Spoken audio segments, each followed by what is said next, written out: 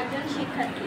সাতনী উচ্চ বিদ্যালয় কর্তৃক আয়োজিত সম্মানিত প্রধান অতিথি, প্রধান শিক্ষক এবং সহকারী শিক্ষকবৃন্দ, এছাড়াও আমার প্রাণপ্রিয় ছাত্রছাত্রী এবং ভাই বোনেরা, সকলকে জানাই আমার অন্তঃস্থল থেকে ভালোবাসা এবং অভিনন্দন।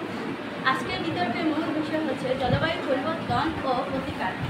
বায়ুমণ্ডল পরিবর্তন সমূহ এবং বায়ুমণ্ডল ও পৃথিবীর ব্যবস্থার মধ্যে অন্য বহু ভূতাত্ত্বিক ও রাসায়নিক, জৈবিক এবং ভৌগোলিক কারণসমূহের মধ্যে প্রতিক্রিয়ার কারণে পৃথিবীর জলবায়ুর সাময়িক পরিবর্তনকে জলবায়ু পরিবর্তন বলে। জলবায়ু পরিবর্তনের প্রধান কারণ হচ্ছে গ্রিনহাউস এফেক্ট। শক্তি উৎপাদনে জীবাশ্ম জ্বালানি পোড়ানোর ফলে কার্বন ডাই অক্সাইড, নাইট্রোজেন এবং মিথেন সহ নানা ধরনের ক্ষতিকারক গ্যাস বায়ুমণ্ডলকে বৃদ্ধি পায় এবং এই গ্যাসগুলো আমাদের বায়ুমণ্ডলকে উত্তপ্ত করে চলেছে। এছাড়াও জীবাশ্ম জ্বালানি পোড়ানো, বন কেটে মানুষ ক্রমবর্ধমানভাবে জলবায়ু এবং পৃথিবীর তাপমাত্রাকে প্রভাবিত করে।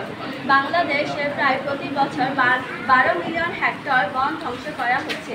গ্রিনহাউস গ্যাসের ঘনত্বের বৃদ্ধির সাথে সাথে বিশ্বপৃষ্ঠে জলবায়ুর তাপমাত্রা বৃদ্ধি পাচ্ছে। অতিরিক্ত তাপমাত্রায় কাজ করা খুব কঠিন হয়ে পড়ে এবং অতিরিক্ত তাপমাত্রায় কাজ করার ফলে মানুষ অসুস্থ হয়ে যায়।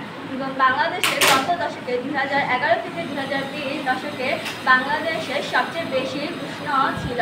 জলবায়ু পরিবর্তনের পানির প্রাপ্যতা পরিবর্তন করছে এবং খরা বৃদ্ধি পাচ্ছে। গ্লোবাল ওয়ার্মিং ইতিমধ্যে পানির জলচাপযুক্ত অঞ্চলগুলোতে পানির ঘাটতিতে বাড়িয়ে তুলছে, ফলে ফসলের উপর প্রভাব পড়ছে এবং খরা বৃদ্ধি পাচ্ছে। জলবায়ু পরিবর্তনের কারণে সমুদ্রের স্থলে এবং সমুদ্রের প্রজাতিদের বেঁচে থাকার ঝুঁকি পরিবর্তন করেছে। তাপমাত্রার বৃদ্ধির সাথে সাথে এই ঝুঁকিগুলো আরও বৃদ্ধি পাচ্ছে।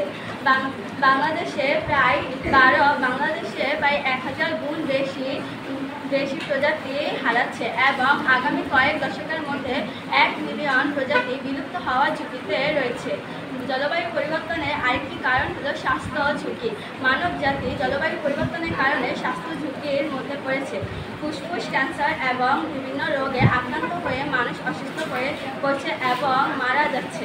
জলবায়ু পরিবর্তনের কারণে 2010 থেকে 2011 মধ্যে আনুমানিক 21.1 মিলিয়ন মানুষ বাস্তুচ্যুত হচ্ছে এবং দরিদ্রের ঝুঁকিতে পড়ছে।